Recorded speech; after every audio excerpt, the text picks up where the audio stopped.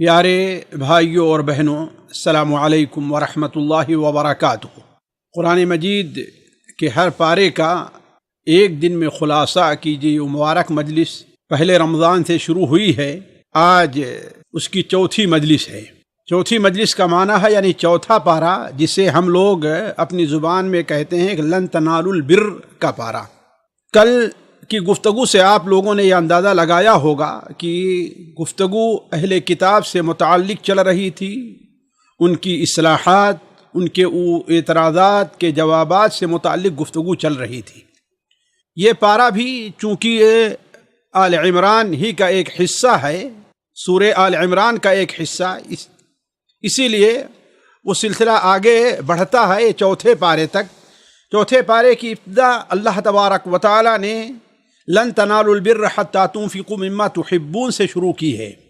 اس کا معنی ہے کہ لوگو، تم نیکی کو نہیں پہنچ سکتے، کتنے بھی تم کام کرو لیکن نیکی کو نہیں پا سکتے یہاں تک کہ تم اپنی محبوب ترین چیز اللہ کے راستے میں خرچ نہ کر دو۔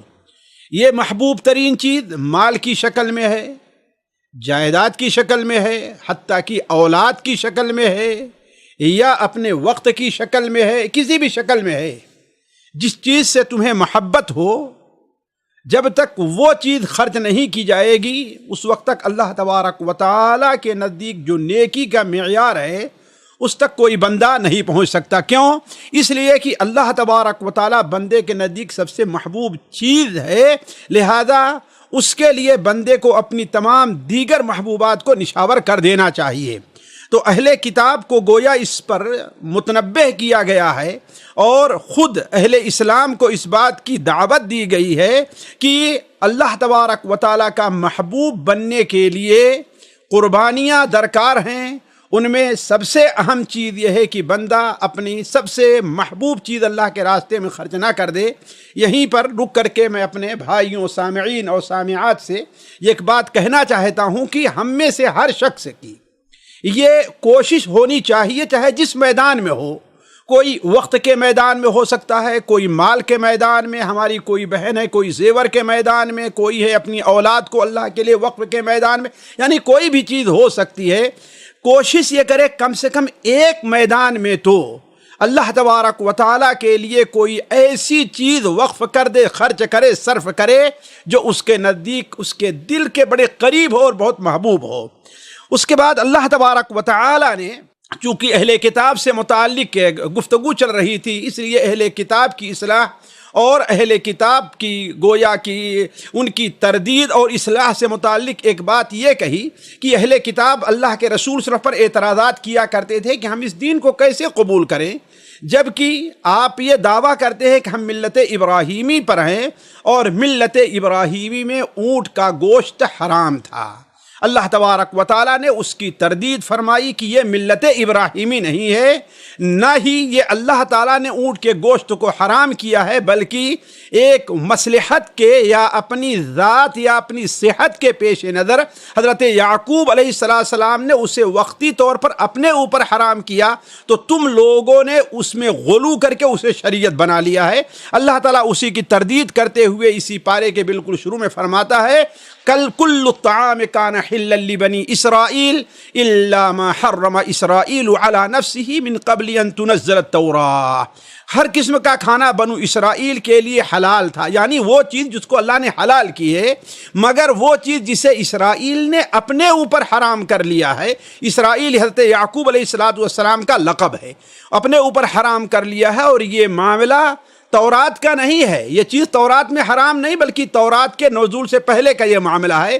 اس کے بعد اللہ تبارک و تعالی نے بنو اسرائیل کے ایک اعتراضات کا اور جواب دیا، وہ تحویل قبلہ سے متعلق تھی کہ جب یہ کہا کرتے تھے کہ تحویل قبلہ جب ایک انبیاء کا قبلہ رہا ہے تو اسے یہ مسلمان پھر کر کے خانہ کعبہ کی طرف کیوں گئے، تو اس کی تردید کرتے ہوئے اللہ تبارک و تعالیٰ نے فرمایا خانہ کعبہ کی تعمیر بیت المقدس کی تعمیر سے پہلے ہے، اور حضرت ابراہیم علیہ السلام کے ہاتھوں سے تعمیر کردہ یہ گھر ہے۔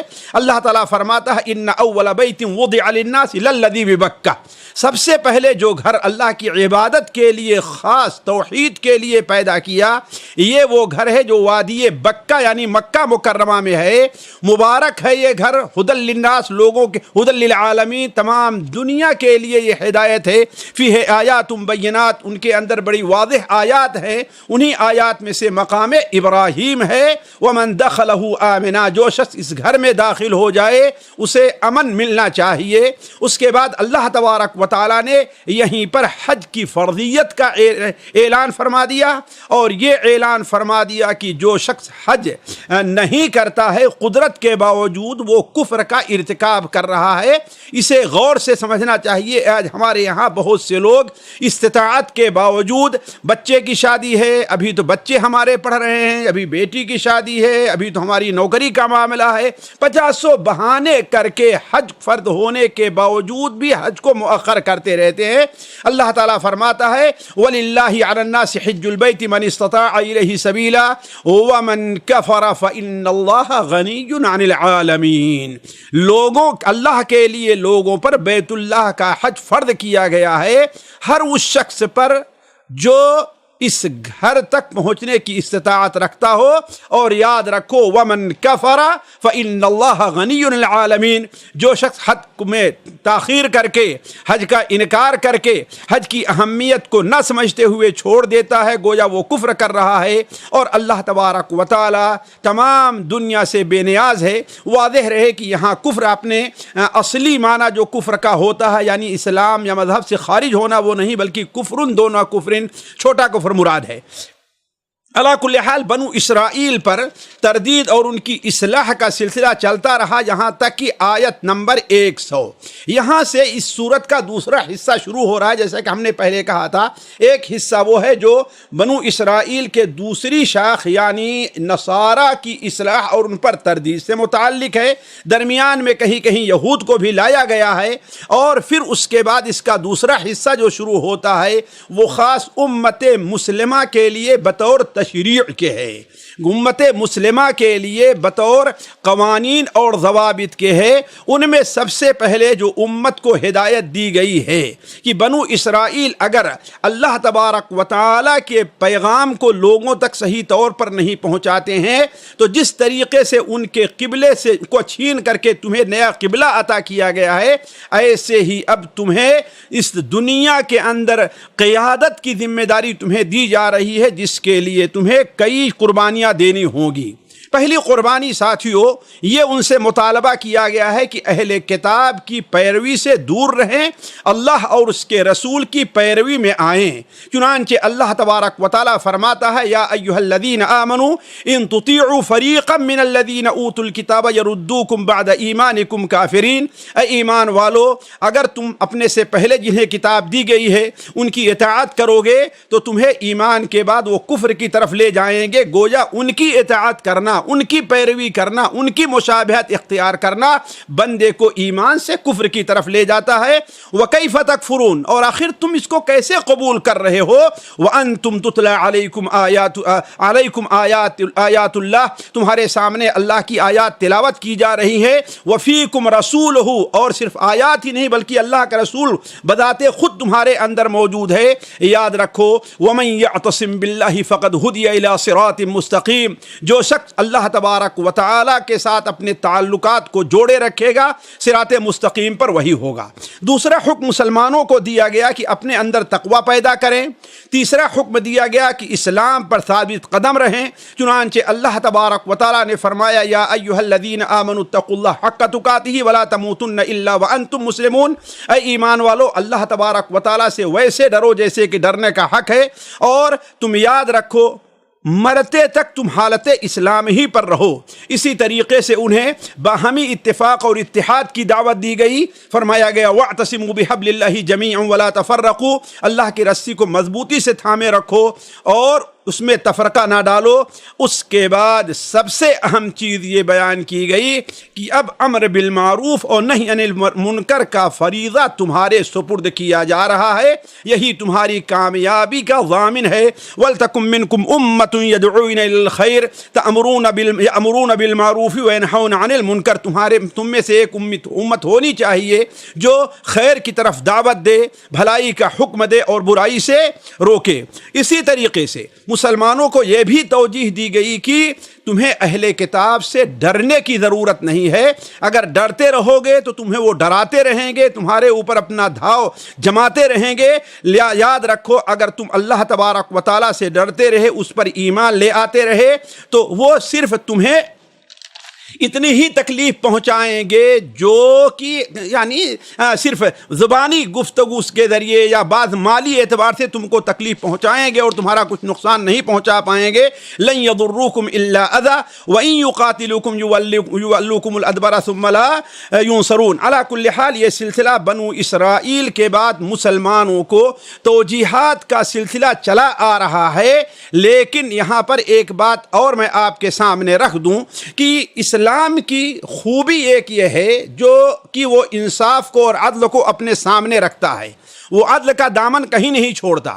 اس نے بنو اسرائیل کے دونوں گروہ کے اوپر نقد کیا، ان پر تنبیہ کی، انہیں متنبہ کیا، ان کی برائیاں بتائیں اور بتایا کہ ان کے اندر کس قسم کی خبیث قسم کی شرارتیں ان کی پائی جاتی تھیں۔ اس کے باوجود بھی اللہ تبارک و تعالیٰ نے ان میں سے بعض کی تعریف بھی کی۔ اللہ تعالیٰ فرماتا ہے، جیسے گزشتہ جو پارے کے اندر رہا ہے کہ یہود سے متعلق وَمِنْ أَهْلِ الْكِتَابِ مَنْ إِنْ تَأْمَنْهُ بِقِنْطَارٍ يُؤَدِّهِ إِلَيْكَ، اہل کتاب میں ایسے لوگ بھی ہیں کہ اگر ان کے پاس پہاڑ بھر سونا بھی تم رکھ دو تو وہ تمہیں امانت داری کے ساتھ ادا کریں گے، لیکن ان میں بھی کچھ ایسے ہیں کہ اگر 1 دینار بھی دو گے تو جب تک ان سے زبردستی تم حاصل کرنے کی کوشش نہیں کرو گے، ان سے بھیڑ کر کے ان سے اس کو مانگو گے نہیں، وہ دینے کے لیے تیار نہیں ہوں گے۔ اور یہاں پر اہل کتاب کی دوسری شاخ جو نصارہ ہیں ان سے متعلق اللہ تعالیٰ فرماتا ہے لیسوا سواء من اہل الکتاب امۃ قائمۃ یتلون آیات اللہ وہم یسجدون، اہل کتاب سب کے سب برابر نہیں ہیں۔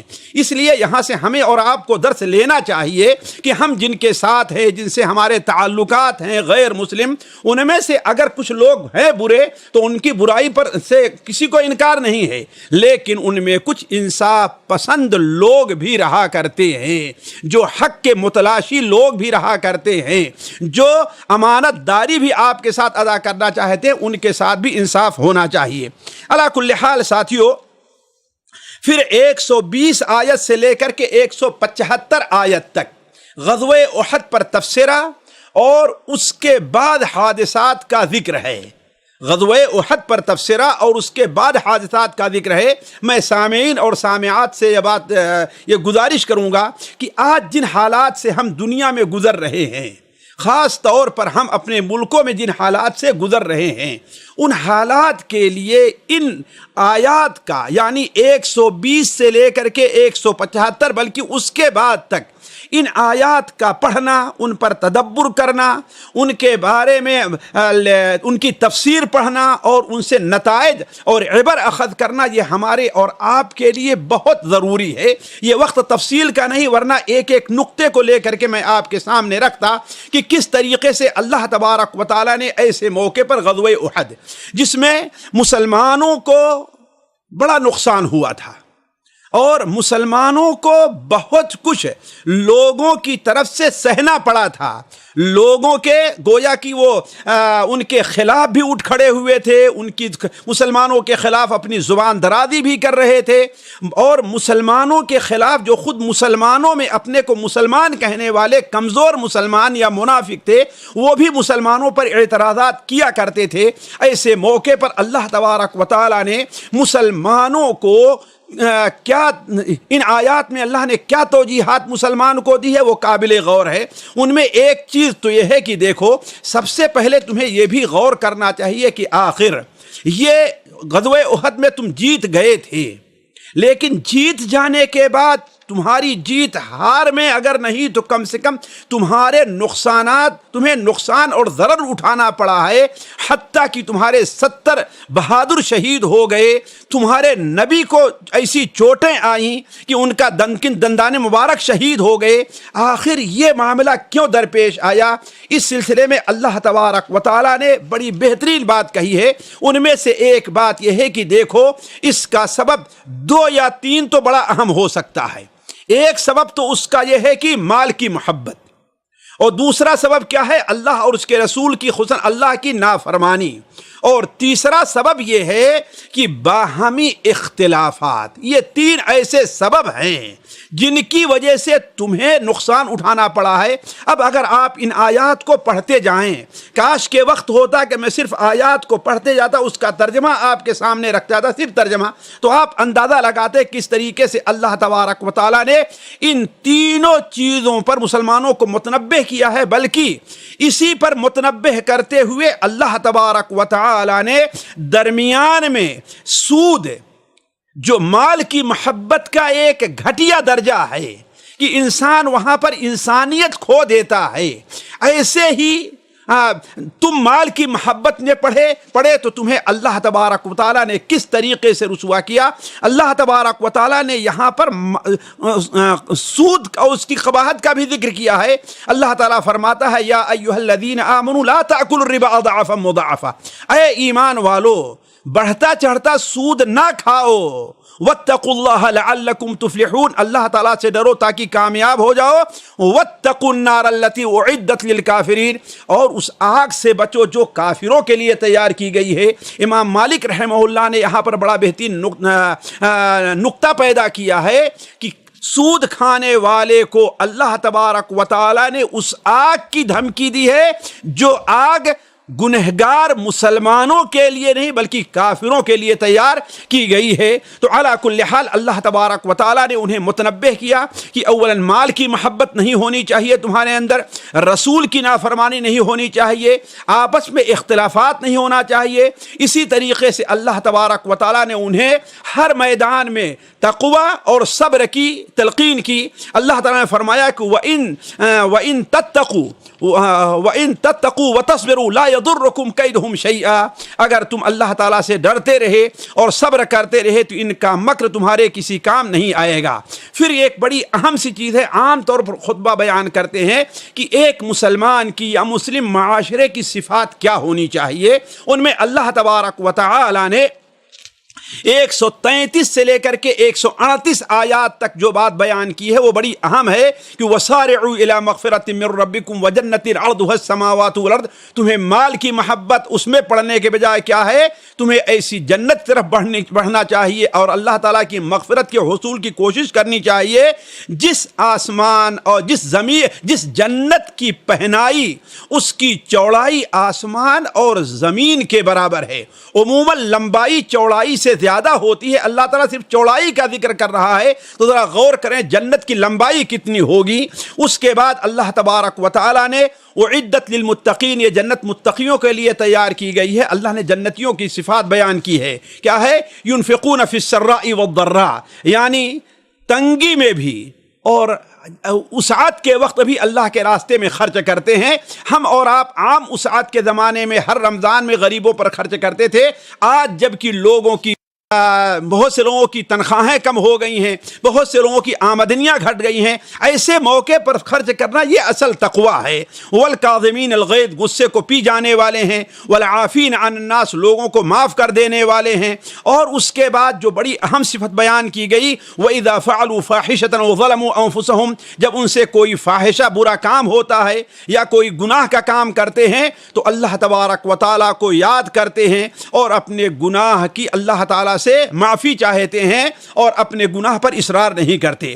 علی کل حال اللہ تبارک و تعالی نے مسلم قوم کی اصلاح کے بارے میں بڑی اہم چیزیں اس پارے کے اندر بیان کی ہیں، اس طرف توجہ دینا ضروری ہے۔ اسی طریقے سے اللہ تبارک و تعالی نے اس پارے کے اندر جہاں پر غزوہ احد کا ذکر ہے، ہار اور جیت، اس کا ایک فلسفہ بیان کیا ہے کہ دیکھو ہار اور جیت ایک ایسی چیز ہے، کسی کے حق یا ناحق ہونے کا یہ معیار نہیں ہے، بلکہ اللہ تبارک و تعالیٰ نے دنیا کو ایسا بنایا ہے کہ لولا دفع اللہ الناس بعضهم ببعض، جیسا کہ پچھلی مجلس کے اندر اس یہ بات آ چکی ہے کہ یہ جو ہار جیت کا جو فلسفہ ہے یہ اللہ تبارک و تعالیٰ کا دنیا کا ایک نظام ہے کہ اللہ تعالیٰ کبھی مسلمانوں کو کافروں پر جو اکثر ہوتا ہے اور کبھی کافروں کو مسلمانوں پر فوقیت دیتا ہے، تو اس میں اللہ تبارک و تعالیٰ کی بہت بڑی حکمت ہوتی ہے۔ ایک حکمت تو یہ ہوتی ہے جس کا ذکر اللہ تعالیٰ نے بیان فرمایا ہے کہ چنانچہ اللہ تعالیٰ فرماتا ہے کہ ان یمسسکم قرح فقد مس القوم قرح مثلہ وتلک الایام نداولها بین الناس۔ یہاں سے لے کر کے آپ 2-3 آیتیں پڑھتے جائیں تو آپ کو اندازہ ہوگا کہ اس ہار اور جیت کا ایک اہم مقصد یہ ہوتا ہے کہ اللہ تبارک و تعالیٰ ایمان و اخلاص اور کفر و نفاق میں تمیز کر لے۔ جو کفر اور نفاق والے ہوں گے ہار پر وہ پریشان ہو جائیں گے اور گناہ یعنی شریعت کے خلاف اور اللہ کی مرضی کے خلاف چلنا شروع کریں گے۔ دوسرا یہ ہوگا کہ اگر مسلمان جیتتے ہی رہیں لیکن اللہ تبارک و تعالیٰ یہ چاہتا ہے کہ مسلمانوں سے کچھ لوگوں کو شہادت کے مقام پر پہنچا دے۔ وہ شہادت کا مقام کتنا ہے؟ اسی طریقے سے اللہ تعالیٰ اس جو ہار اور جیت کا معاملہ ہے اس میں یہ ہوتا ہے کہ مسلمانوں کو ہار ہوگی، انہیں تکلیف پہنچے گی، انہیں زخم آئے گا، انہیں پریشانیاں لاحق ہوگی، تو وَلِيُمَحِّصَ اللَّهُ الَّذِينَ آمَنُوا، اس کے ذریعے اللہ تبارک و تعالیٰ مسلمانوں کے گناہوں کو کفارہ بنا دے گا۔ اور ایک اور بڑا اہم نقطہ بیان فرمایا، ہار اور جیت کی وجہ سے جو ایک نقطہ پیدا ہوگا ان میں سے ایک یہ ہے کہ وَيَمْحَقَ الْكَافِرِينَ، کافروں کی طاقت کا خاتمہ۔ اس لیے کہ ایک بار تم جیت گئے، کافر ہٹ جائیں گے اور اپنی جگہ رہیں گے، آرام سے رہیں گے، لیکن ایک بار اگر کافر جیت گیا ہے پھر دوبارہ کیا کرے گا؟ وہ اپنی اور بڑی طاقت لے کر کے مسلمانوں پر حملہ کرنا چاہے گا اور مسلمان اس کی طاقت کو ختم کرنے کی کوشش کریں گے۔ جس طریقے سے آپ لوگ دیکھتے ہیں کہ غزوہ احد میں تھوڑی سی کامیابی سے بہت خوش ہو کر کے کافروں نے دوبارہ مسلمانوں کے اوپر اپنی پوری طاقت کے ساتھ حملہ کرنا چاہا، جس کا نتیجہ غزوہ احزاب کی شکل میں ظاہر ہوا۔ اس کے بعد سے ان کی طاقت ٹوٹ گئی تھی۔ تو علی کل حال اللہ تبارک و تعالی نے اس پارے کے اندر اللہ کے راستے میں شجاعت، اللہ کے راستے میں شہادت کی اہمیت پر بھی کافی روشنی ڈالی ہے، اور اسی ضمن میں منافقین کے اوپر اللہ تعالیٰ نے بڑی تردید کی ہے۔ علی کل حال آپ یہ پڑھتے چلے جائیں تو آپ کو معلوم ہوگا کہ کس طریقے سے غزوہ احد پر تبصرہ ہے۔ اس سلسلے میں ایک اور بات قابل ذکر ہے، جب اللہ تبارک و تعالی اللہ کے رسول صلی اللہ علیہ وسلم غزوہ احد سے واپس ہوئے اور ابھی مسجد پہنچے ہی نہیں تھے، تو گھر پہنچے ہی نہیں تھے، ایک طرف جو ہے مسلمانوں کو اپنی پسپائی کا یعنی جو ان کو نقصان اس کا تھا، دوسرے 70 سے زائد مسلمان شہید ہوئے تھے، ہر گھر کے اندر کوہرام مچا تھا، یہ تھا، تیسرے نبی صلی اللہ علیہ وسلم زخمی ہوئے تھے اور صحابہ کرام کو زخم آئے تھے، یہ تھا، یہ کئی غم مسلمانوں کو لاحق تھے۔ ایسے موقع پر معلوم ہوتا ہے کہ کافروں کی فوج یعنی ابو سفیان اور ان کے ساتھی ابھی بدر پہنچے ہی نہیں ہیں کہ دوبارہ ہمراہ سے واپس آ کر کے مسلمانوں پر پلٹ کر کے حملہ کرنا چاہتے ہیں۔ ایسے موقع پر مسلمان بہت پریشان ہوئے۔ اللہ کے رسول صلی اللہ علیہ وسلم نے لوگوں میں پھر اعلان کیا، تو جتنے سچے مسلمان تھے وہ سیدھے تیار ہو گئے۔ اسی کا ذکر اللہ تبارک و تعالیٰ نے الذین استجابوا للہ والرسول من بعد ما اصابهم القرح للذین احسنوا منهم واتقوا اجر عظیم کے اندر فرمایا ہے۔ لیکن اس کا نتیجہ کیا دیا کہ جب وہ مسلمان تیار ہو گئے اور آگے بڑھنے چاہے، اس وقت انہوں نے کیا کہا تھا؟ حسبنا اللہ ونعم الوکیل، یعنی ہمارا اعتماد، ہمارے لیے اللہ کافی ہے جو ہمارے ساتھ ہے اور وہی بہترین کارساز ہے۔ تو مسلمان آگے بڑھے لیکن کافر وہیں سے وہ چھوڑ کر وہیں سے پیچھے چلے گئے اور مسلمانوں کے اوپر حملہ آور نہیں ہوئے۔ اس کا بھی ذکر اللہ تبارک و تعالیٰ نے اس صورت میں بڑی اہتمام سے فرمایا ہے۔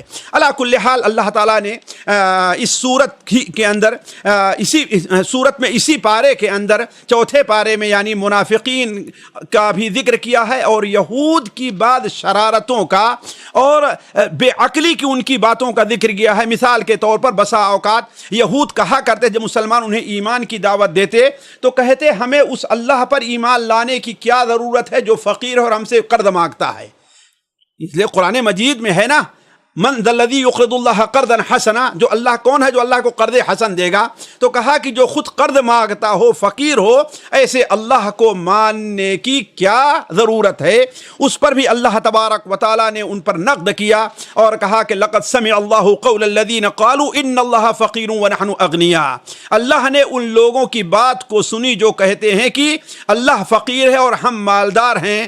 اللہ تعالیٰ فرماتا ہے سنکتب ما قالوا، جو کچھ کہہ رہے ہیں ہم اسے لکھ کر کے رکھیں گے، اور یہ کوئی معمولی بات نہیں ہے، یہ تو چھوٹی سی بات ہے۔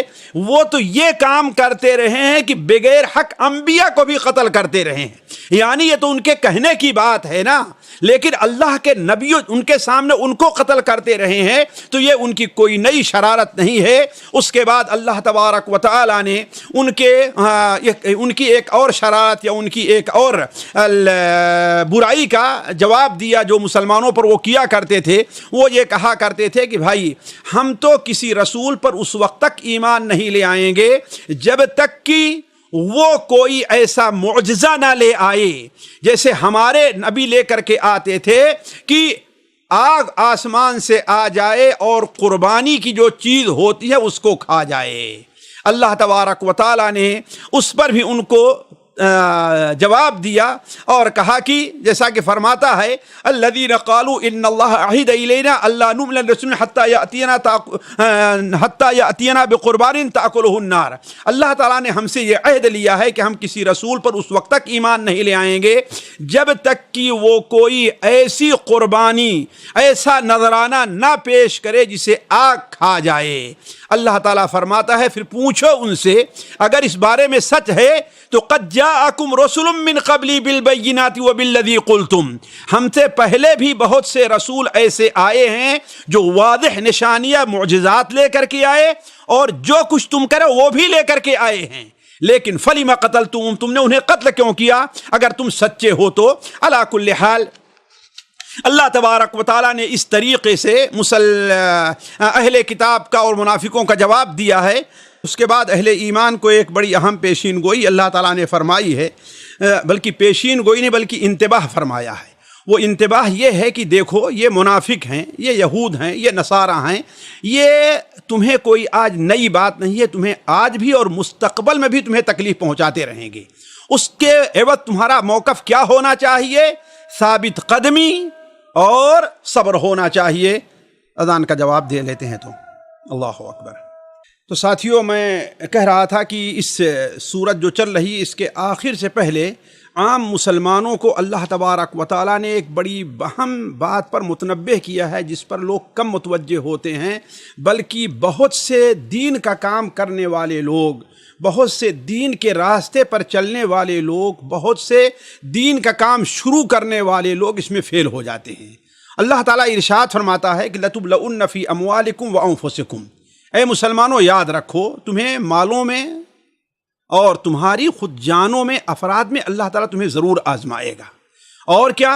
وَلَا تَسْمَعُنَّ مِنَ الَّذِينَ أُوتُوا الْكِتَابَ مِنْ قَبْلِكُمْ وَمِنَ الَّذِينَ أَشْرَكُوا أَذًى كَثِيرًا، اور تم سے پہلے جنہیں کتاب دی گئی تھی یعنی یہود اور نصارہ، وَمِنَ الَّذِينَ أَشْرَكُوا، اور مشرکین میں سے، دیکھیں بالکل عام کر دیا، ان سے تم بڑی تکلیف اذیت کی بات سنو گے، تم پر اعتراضات کرتے رہیں گے، اپنی زبان کو تمہارے اوپر کھولیں گے، ہر طرح سے رکاوٹ ڈالتے رہیں گے، تمہیں بدنام کرنا شروع کریں گے، تمہیں دہشت گرد اور کیا کیا تمہیں کہنا شروع کر دیں۔ کوئی برائی ہوگی تو اس کی طرف یہ اشارہ ہوگا ہاں بھائی انہی کی طرف سے ہو رہی ہے، جس طریقے سے کوئی اردو کا شاعر کہتا ہے کہ جب زمانے میں کوئی فتنہ نیا اٹھتا ہے، جب زمانے میں کوئی فتنہ نیا اٹھتا ہے وہ اشارے سے بتا دیتے ہیں تربت میری، یعنی یہ فتنہ کہاں سے اٹھ رہا ہے؟ وہیں سے، چاہے جہاں سے آیا ہو۔ تو کہیں سے بھی پریشانی آئی ہے، بیماری آئی ہے، لیکن اشارہ کس کی طرف ہوگا؟ تمہاری طرف۔ وَلَا تَسْمَعُنَّ مِنَ الَّذِينَ أُوتُوا الْكِتَابَ مِنْ قَبْلِكُمْ وَمِنَ الَّذِينَ أَشْرَكُوا أَذًى كَثِيرًا، لیکن ایسے موقع پر تمہیں کرنا کیا ہے؟ تمہیں کرنا کیا ہے؟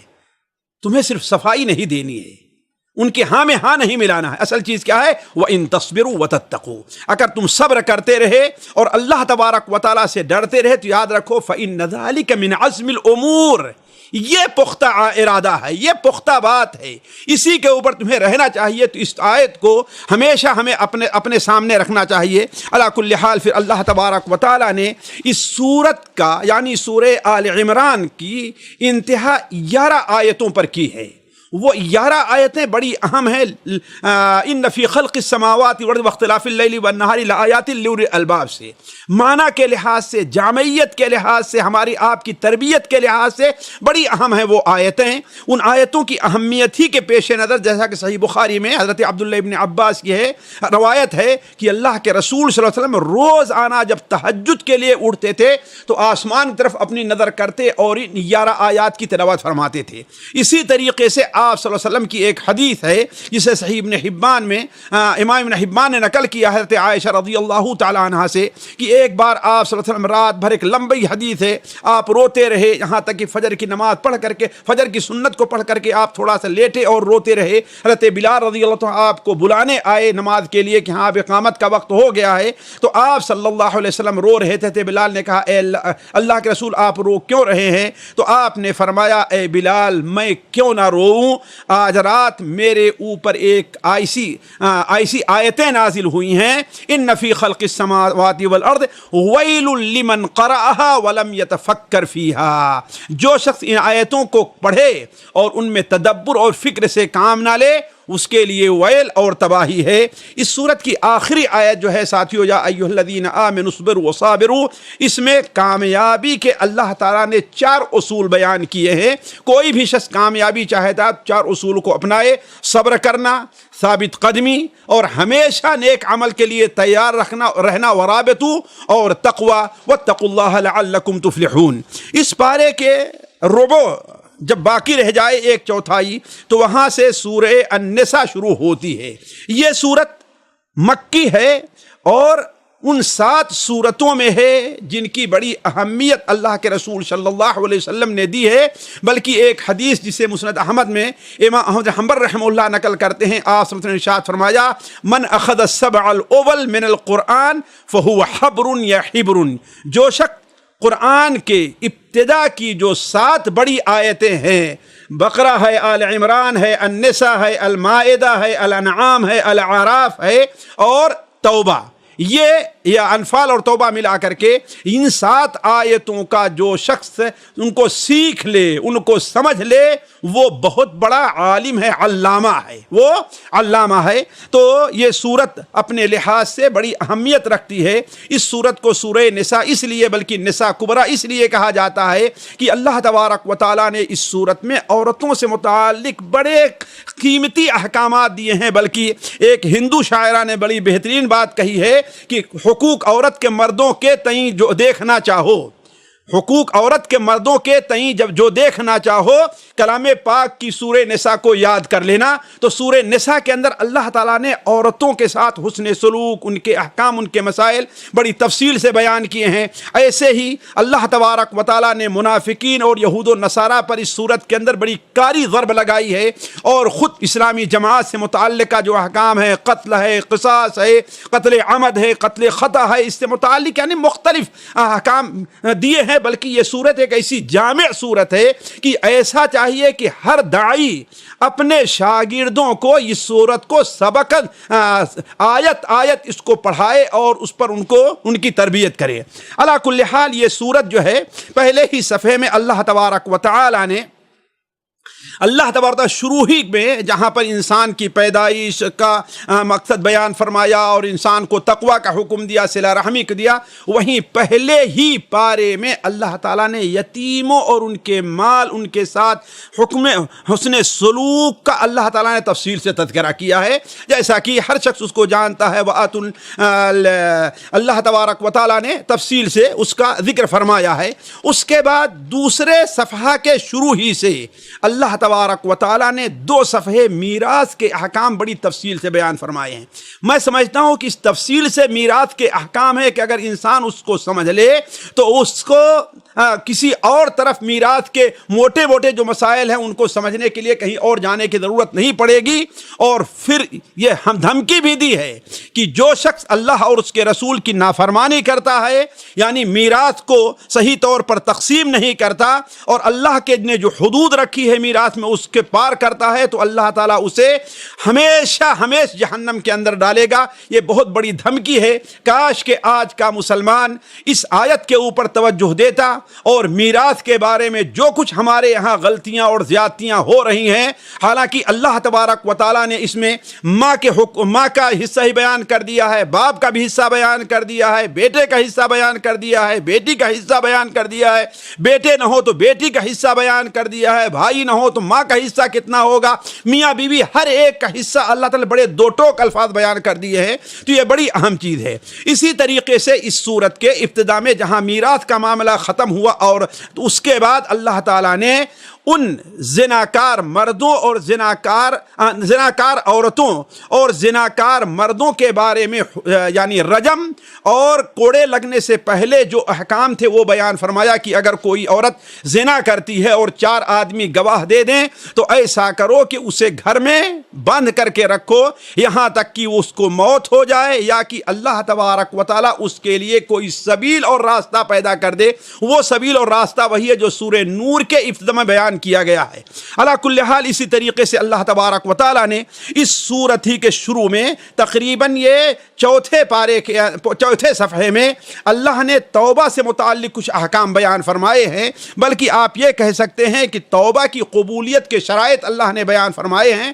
اللہ تعالیٰ فرماتا انما التوبۃ علی اللہ علی الذین یعملون السوء، وہ لوگ جو جہالت نادانی کی بنیاد پر گناہ کر جاتے ہیں، اور آپ جانتے ہیں کہ انسان کوئی بھی گناہ کرتا ہے تو وہ جاہل بن جاتا ہے۔ اب آپ کہیں گے یہ کیسے؟